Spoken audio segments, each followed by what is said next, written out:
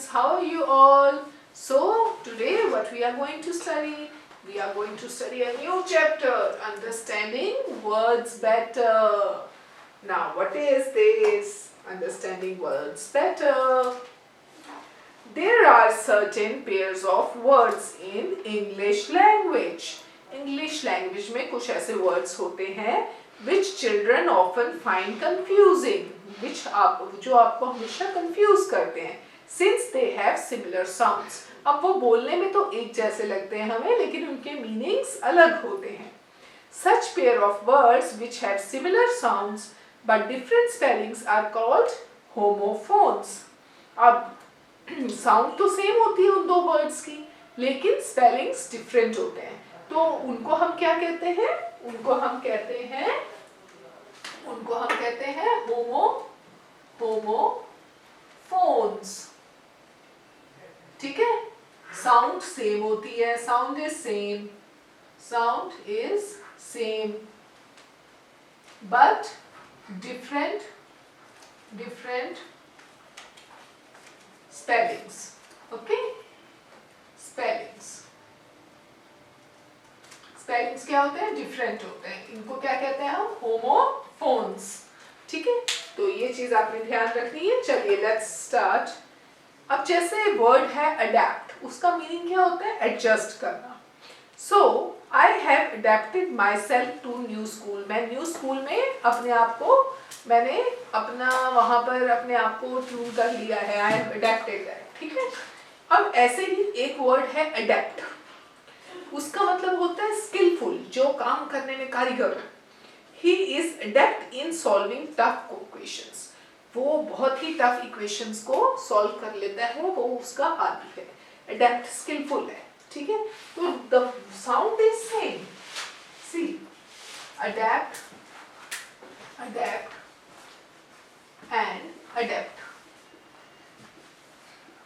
and adapt and adapt, लेकिन क्या हुआ? मीनिंग डिफरेंट है दोनों का. अब जैसे कहा ऑल्टर. एक ऑल्टर होता है place of worship. We kept the flowers at the altar. जहां पर आप फ्लावर्स वगैरह रखते हैं उस जगह को ऑल्टर कहते हैं, जहां पूजा करने जाते हैं. एक होता है alter to change. The dress does not fit me, I need to alter it. कई बार आपको ड्रेस फिट नहीं आती, आप टेलर के पास जाते हैं, उनको क्या कहते हैं? इसको ऑल्टर कर दो, इसको साइज छोटा कर दो या बड़ा कर दो, है ना. तो अब स्पेलिंग डिफरेंट है लेकिन साउंड सेम है. जैसे ऑल्टर और ऑल्टर, यहाँ ए लग गया, यहाँ ई लग गया, है ना. तो क्या हुआ? ये है ना, साउंड सेम है लेकिन spellings are different and meanings are different. Fine. ऐसे ही आपके और वर्ड्स हैं, जैसे अलाउड एक होता है जिसमें लाउड वॉइस, ऊंची आवाज, और अलाउड होता है to give a permit, like I have allowed you to go out. मैं आपको बाहर जाने की परमिशन दे रही हूँ, तो वो अलाउड हो गया. और स्पेलिंग भी ऐसे अलग है. जो अलाउ करते हैं कि आप बाहर जा सकते हैं, उसके होंगे ALLOWED. और जो हमने कहा ऊंचा बोलना, लाउड वॉइस, उसको कहेंगे ALOUD, लेकिन प्रोनाउंसिएशन सेम है. ऐसे ही बर्थ और बर्थ, BIRTH जो होता है, उसका मीनिंग होता है कि किसी को पैदा करना. The cow gave birth to a calf. Cow ने एक बेबी काफ को बर्थ दिया. और BERTH क्या होता है? That is a bed in a train. Let Amit sit on the lower berth. Amit को नीचे वाली बर्थ वाली सीट पे बैठने दो. वो क्या स्पेलिंग होते हैं? BERTH. Diary and diary. एक होता है DIARY. उसका मीनिंग क्या होता है? उसका मीनिंग होता है a book in which one keeps a daily record. जिसमें आप डेली रिकॉर्ड लिखते हैं ना, उसको डायरी बोलते हैं, DIARY. और अगर मैं लिखूं DAIRY क्या बन गया? वो भी डायरी है, लेकिन उसका मतलब क्या है? A storage place of distribution of milk, जहां पर मिल्क को डिस्ट्रीब्यूट किया जाता है. डाई एंड डाई, DIE, इसका मतलब होता है मरना, स्टॉप लिविंग, है ना. This plant will die without water और सनलाइट। DIE का मतलब मर जाएगा। DYE का मतलब होता है natural dye, a colour. The dye use for the cloth is made from vegetables. ठीक है, वो कलर को डाई बोलते हैं, DYE। Doze and doze, DOZE, इसका क्या मतलब है? Light sleep. Do not doze on the sofas, ऐसे झपकी मत लो सोफे पे बैठ के, ठीक है। और DOSE का मतलब होता है डोज, क्वांटिटी ऑफ मेडिसिन, इतनी डोज दवाई देनी है, जैसे give this much dose of medicine, ठीक है। फ्लोर एंड फ्लोर, एक होता है FLOUR। जो FLOUR होता है वो क्या होता है? दैट इज द आटा which you use for making chapatis, है ना। A powder obtained by grinding grains. Give me 1 kg floor, ठीक है। तो उसके स्पेलिंग क्या होंगे? FLOUR। और एक फ्लोर होता है FLOOR।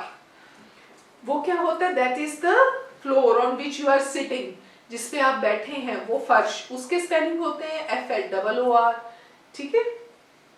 Hair and hair, HARE। जब HARE लिखते हैं उसका मतलब होता है हेयर। हेयर क्या होता है? Hare and the tortoise competition. आपने रैबिट वाली कहानी सुनी ना, जिसमें एक टॉर्टोइस होता है और रैबिट होता है, तो रैबिट को क्या कहते हैं? हेयर। और हेयर के क्या स्पेलिंग होते हैं? HARE। और एक होता है हेयर, ये बालों वाले हेयर, इनके स्पेलिंग क्या होते हैं? HAIR।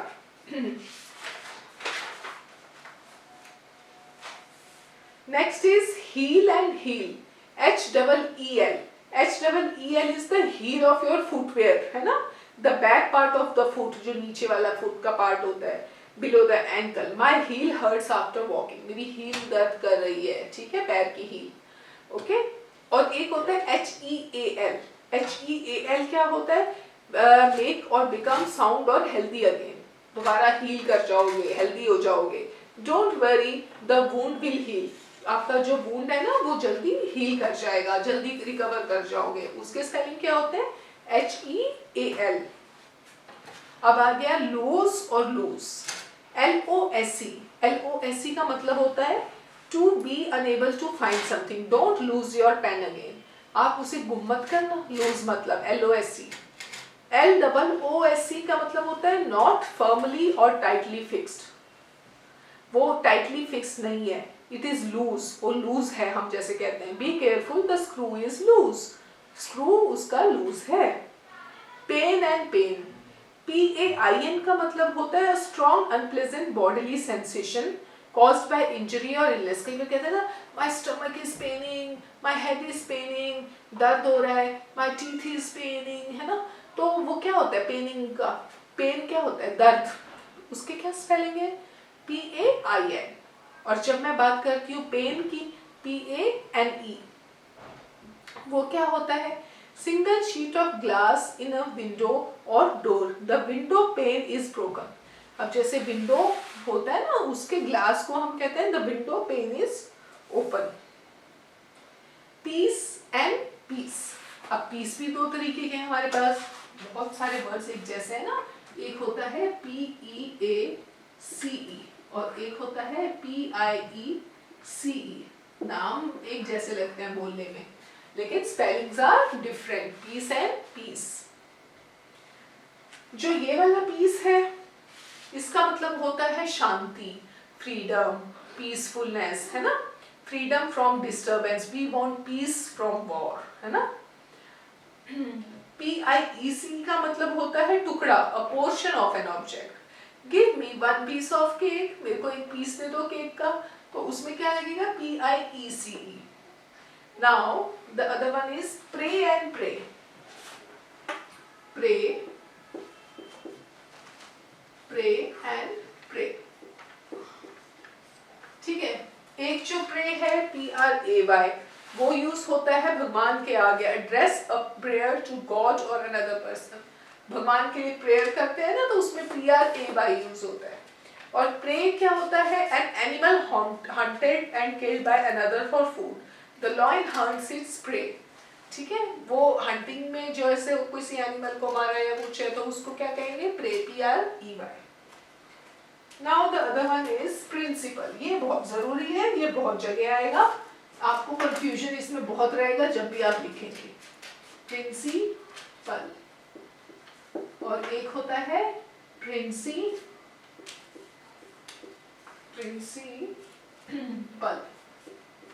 अब इसमें क्या हुआ, एक जगह तो हमारा ए लगा और एक जगह हमारा एल ई लगा।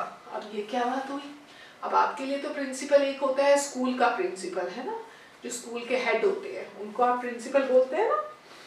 Our principal will attend the cultural event. PRINCIPAL, जहाँ PAL है वो कौन होते हैं, वो head of the department, head होते हैं, उनको हम प्रिंसिपल में ए लगता है। और जो में ई वाला है उसका मतलब होता है a moral belief, he never lies on principle, एक बिलीफ, उसको एल ई लगेगा उसमें, वो होंगे प्रिंसिपल, ठीक है। Now there is quiet and quiet. Quiet and quiet. अब ये दो एक जैसे हैं, है ना। अब इसमें कैसे करेंगे, क्वाइट ये होता है QUIET, इसका मतलब होता है क्वाइट एवरीवन, चुप हो जाओ, है ना। और जो QIT है एब्सोल्युटली और completely, I am quite happy, मैं बहुत खुश हूँ, है ना। तो उसमें जो फुलफिल हो रहा है तो मैं बहुत खुश हूँ, उसमें क्या यूज होगा, QUITE। Next is root and route, ROUTE, route and root. अब ये भी दोनों एक जैसे लग रहे हैं हमें, है ना, लेकिन स्पेलिंग का डिफरेंस क्या है, एक में ROUTE है और एक में ROOT, रूट, है ना। अब जो ROUTE है इज अ वे और course taken in getting from a starting point to a destination, the bus takes the route every day, route जो एक रास्ता होता है ना, ये रास्ता लेके आई ये बस, तो वो रास्ता जो है उसके स्पेलिंग होंगे ROUTE। और रूट जो है वो क्या होता है, is a part of a plant below ground that acts as a support, the root of a plant absorbs water from the soil. Root क्या होती है, जो प्लांट्स के नीचे जड़ें होती है ना, उसको ये वाला रूट बोलते हैं, ROOT, ठीक है।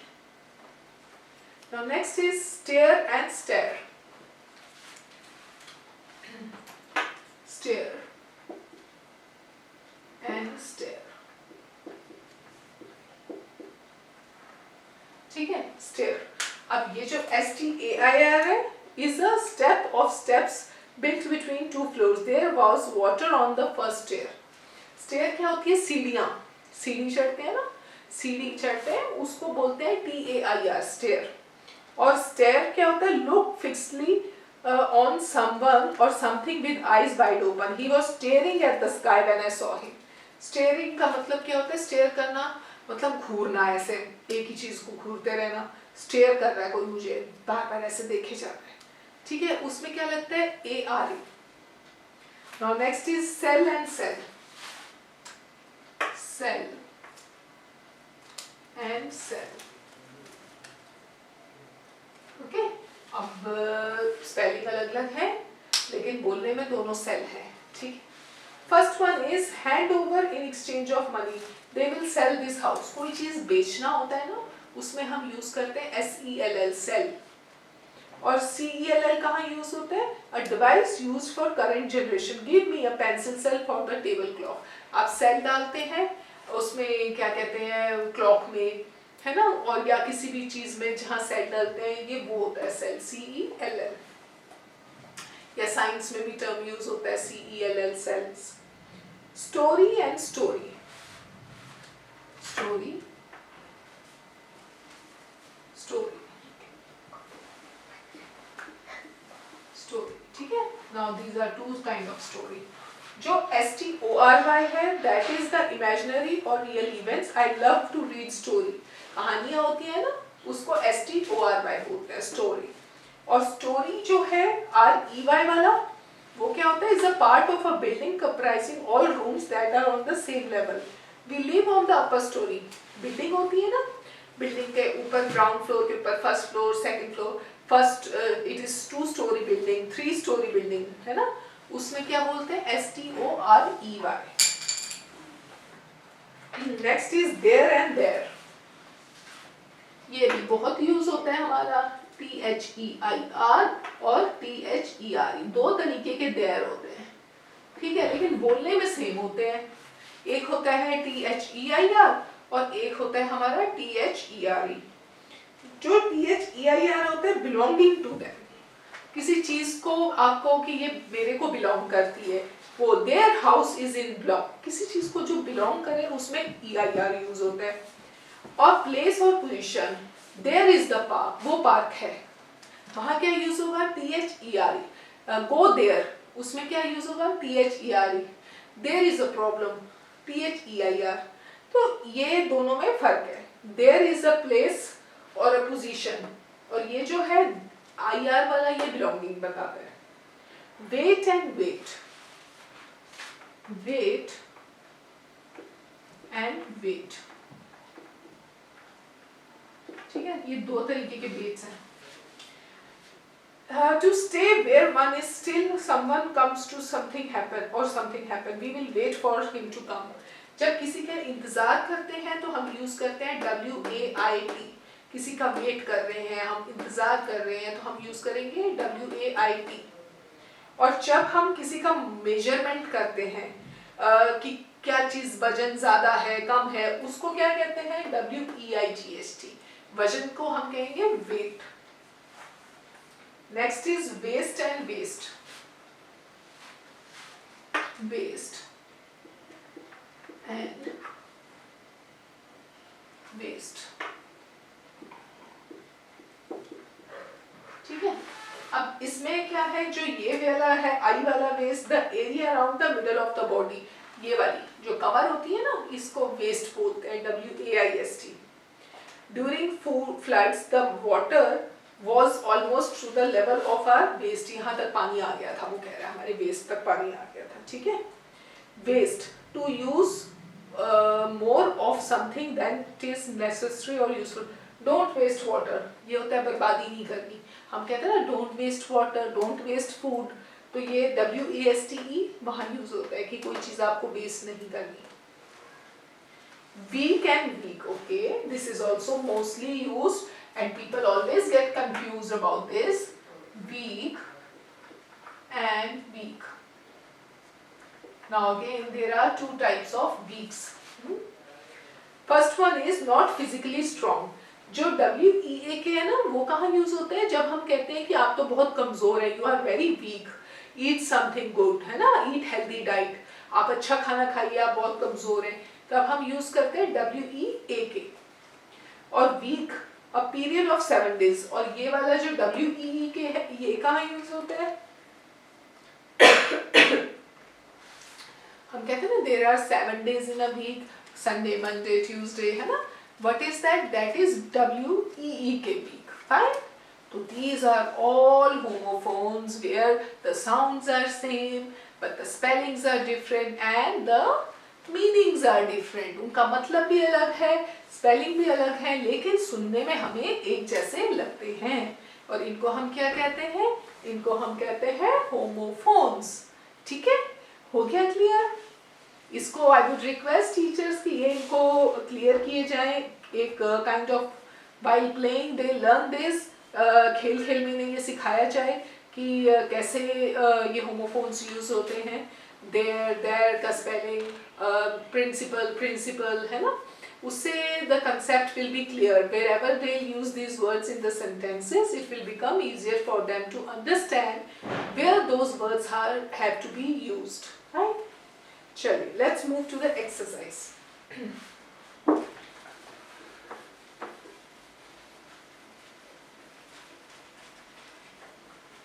These are very interesting, आप कर लेंगे, that is they are not so tough to be done, है ना, easy work, interesting work, isn't it?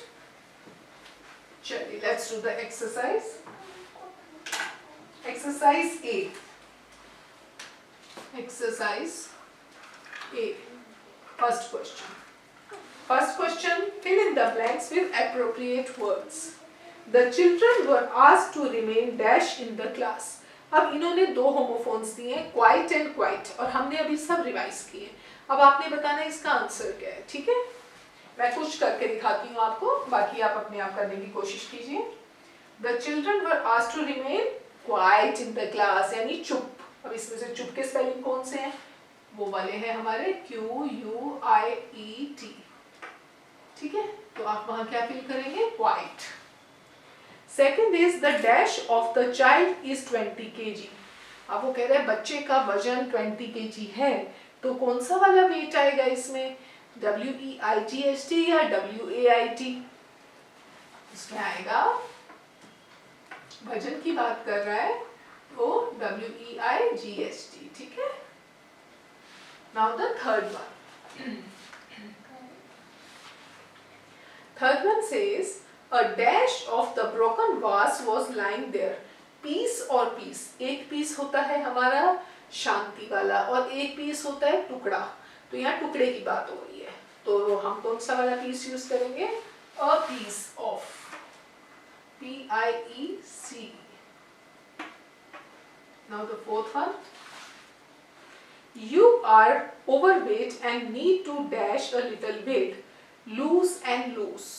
एक तो होता है गुम कर देना, एक होता है कम करना, तो यहाँ कौन सा होगा, loose.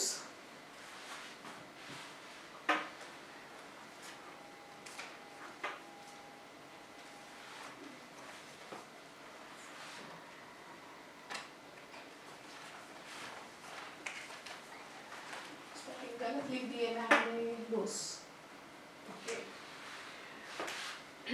When I dash down from the balcony, I feel dizzy। When I, okay, कहते हैं जब मैं बैल्कनी से नीचे देखता हूँ ना तो मुझे ड्रिजी फील होता है, तो दैट मीन्स क्या करता है वो, स्टेयर, एक तो घूरने वाला है, एक सीढ़ियों वाला है, यहाँ कौन सा यूज होगा, वो घूरता है जब नीचे, तो stair. Now the sixth one, the doctor has asked her to take one dash of this medicine before bedtime। अब मेडिसिन की डोज की बात कर रहे हैं, तो हम कौन सा वाला डोज यूज करेंगे, DOSE, ठीक है। Seventh one is the baby is crawling on the floor. दो फ्लोर होते हैं, एक आटा और एक फर्श, तो यहाँ कौन सा आएगा, फ्लोर, फर्श वाला।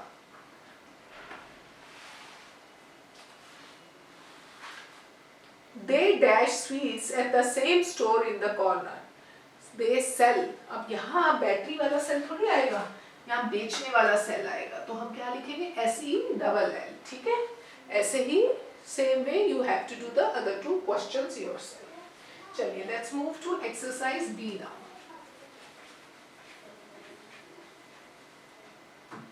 Exercise B। Exercise B says some words are incorrect, identify them and rewrite the sentences using the correct spellings। अब उन्होंने यहाँ पर सेंटेंस दी है जिसमें गलत वर्ड्स यूज हो गए हैं, तो उनके स्पेलिंग्स हमें ठीक करके लिखने हैं, ठीक है। तो अब जैसे फर्स्ट सेंटेंस है, the shopkeeper sells decorative items, वो बेचता है, यानी कि यहाँ सेल्स के स्पेलिंग गलत लिखे हैं, तो आप क्या लिखेंगे, फर्स्ट का आप लिखेंगे सेल्स, तो उसकी स्पेलिंग ये हो जाएगी, ठीक है।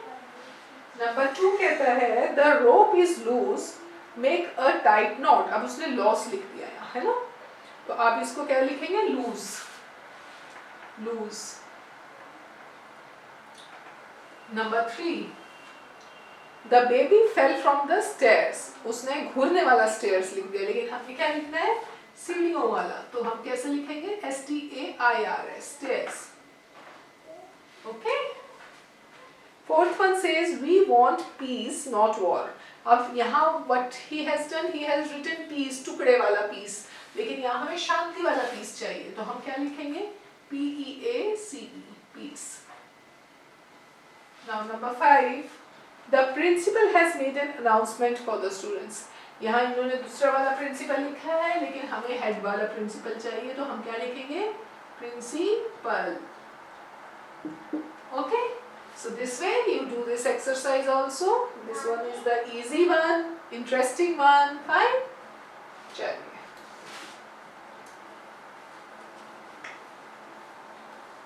Now let's do exercise C. First question. Write the words that sound similar to the given words but are spelled differently. Then use the pairs in sentences of your own to show the difference in their meaning. अच्छा, अब इन्होंने कुछ words दिए हैं, ठीक है? वो sound similar करते हैं लेकिन उनकी spelling अलग है, वो आपको लिखने हैं. फिर उसके बाद आपने क्या करना है, इन्हीं दोनों वर्ड्स को अलग अलग सेंटेंसेस में यूज करना है. तो ऐसा है, मैं ये कुछ वर्ड्स आपको बता देती हूँ, आप इनको फिर अपने आप सेंटेंसेस में यूज करने की कोशिश कीजिएगा, ठीक है? बाय, अब फर्स्ट वन इज बाय, और सेकंड वर्ड क्या होगा, इसका स्पेलिंग क्या होगा, बाय, ठीक है? Caught, caught,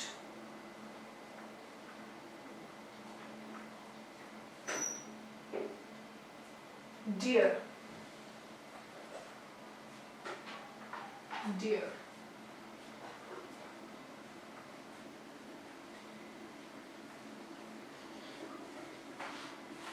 fourth one is ear. एक तो ear कान वाला होता है, एक साल वाला होता है ear, ठीक है? Now the fifth one is maid. एक maid होती है जो हमारे घर में काम करती है, और एक होता है made, यानी मैंने बनाया. Sixth one is sight and sight. Sight मतलब देखना, sight और sight. Seventh is meat and meat. Meet, मिलना और मीट जो आप खाते हैं. Eight, knot and not. एक होता है हमारा नॉट यानी गांठ, और एक होता है ना करना किसी को, not. Fine. Ninth is right and right. Right and right. एक राइट तो होता है जो हमारा राइट हैंड जिससे हम लिखते हैं, है ना, और एक राइट होता है लिखना. सी एंड सेन. सी और सी, ठीक है? वीक, ये अभी हमने किया था, है ना, weak and week, okay? Weight and wait, ये भी किया था, weight and wait. Fine. So this way, complete this exercise. The work is done. Practice homophones, और I would request सारे homophones के आप कोई टेबल बनाइए या चार्ट बनाइए, and try to find out the meanings. You can play in the class, like one person is going to tell what is the meaning of PRINCIPAL, and the other will tell the meaning of PRINCPLE.